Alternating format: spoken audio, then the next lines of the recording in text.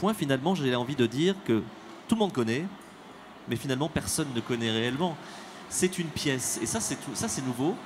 Comment avez-vous appréhendé ce texte d'Hervé Bazin? Alors ça s'est imposé un peu comme une évidence à la lecture. Je ne vais pas voler la vedette en faisant semblant que c'était mon idée. C'était l'idée d'Aurélien initialement qui a lu le roman et qui m'a dit ok, je pense qu'il faut adapter ça au théâtre, mets-moi en scène, allons-y. Je l'ai lu. C'est vertigineux parfois de mettre en scène un texte aussi emblématique de la littérature? Pour être honnête, oui et non. En fait, pendant le travail, non, j'y pense pas du tout. Je suis juste avec le comédien, l'espace, le texte, et je ne pense pas du tout à tout le patrimoine qui est autour et à tout ce qu'on sait.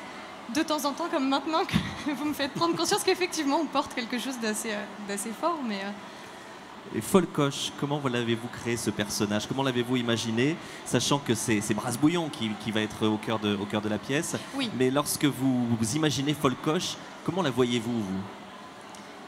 Alors c'est intéressant que vous me posiez la question parce que moi je pense presque plus à Folcoche qu'à Brasbouillon. Le texte est écrit à la première personne et on a uniquement l'image que se fait Brasbouillon de Folcoche. On n'a pas son retour à elle, on n'a pas ses... Elle n'est pas là, elle n'est pas là Elle n'est pas physiquement. là, on ne peut que l'imaginer. J'ai l'impression que je passe beaucoup de temps à me demander pourquoi est-ce qu'elle agit comme ça et j'essaye de... je sais pas comment dire, de la comprendre. Alors même qu'elle est excessive, extrême et incompréhensible. Je crois que j'essaye de la comprendre et de me mettre à sa place d'une certaine façon. Aurélien, je vais vous poser la même question qu'à Victoria Ribeiro, qui signe donc la mise en scène. Lorsque l'envie est venue de prendre ce personnage de Jean, dit Brasbouillon, qu'est-ce qui est venu à l'esprit? Peut-être aviez-vous déjà lu le roman de Bazin? Peut-être aviez-vous vu le film avec Alice Apritch, pourquoi pas? À vrai dire, j'étais justement complètement passé à côté. Pour moi, Vipère au point, c'était un titre très célèbre dans la littérature. Je savais que ça avait été adapté au cinéma, mais j'étais complètement passé à côté, alors que j'ai fait des études littéraires en plus, donc j'ai aucune excuse. Allez, vous êtes pardonné pour cette fois-ci. Merci. Et du coup, je suis tombé sur le roman par hasard, parce que je donnais un cours à un élève, un cours particulier. J'ai pris un livre au hasard dans la bibliothèque de ses parents pour lui faire une dictée. C'était Vipère au point. J'ai lu la 4e de couverture et ça m'a beaucoup donné envie de l'adapter, enfin de le lire d'abord.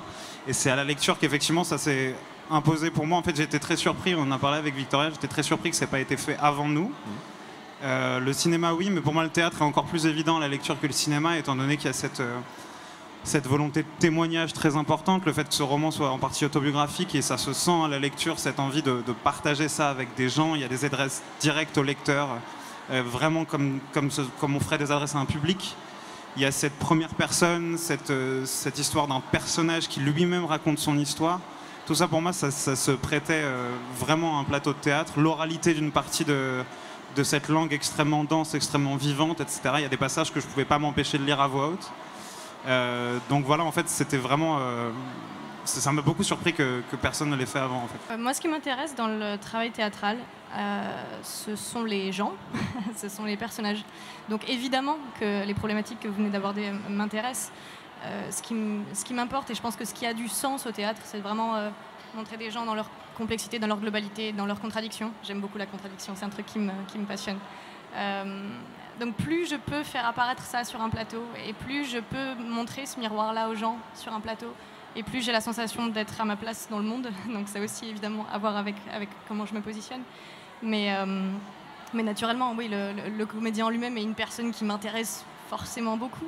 Et tous les comédiens sont évidemment différents, mais on a tous des problématiques similaires dans la mesure où on est tous sur un plateau devant des gens et on prétend avoir des choses à dire au reste du monde.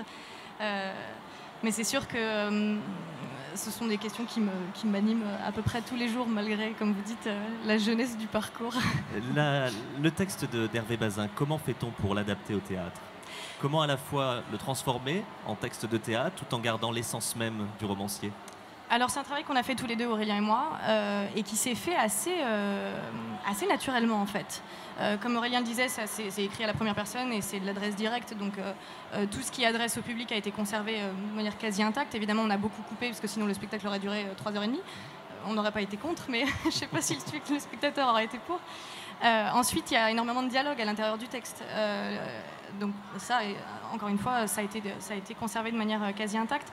Ce qui nous a intéressé surtout, c'est de sélectionner la thématique principale, qui était vraiment la relation entre Folcoche et Brasse-Bouillon, parce que le roman parle d'autres choses qui sont tout à fait passionnantes aussi, mais il a bien fallu faire un choix.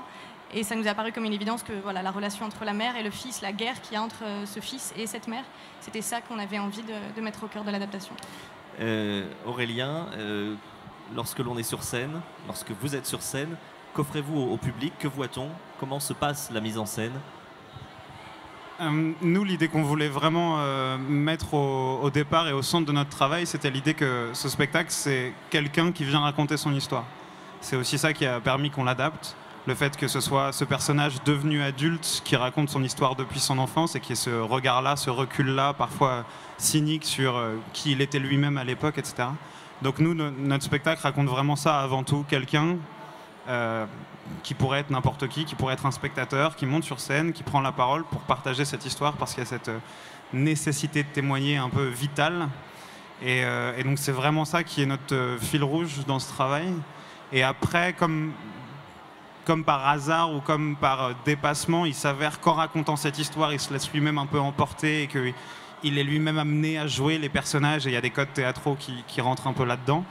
Mais on aime bien, je crois, tous les deux, l'idée que ça, outre ces codes théâtraux qui dépassent un petit peu ça reste quelqu'un qui raconte son histoire comme on pourrait la raconter au café ou quoi. Il m'est arrivé quelque chose hier.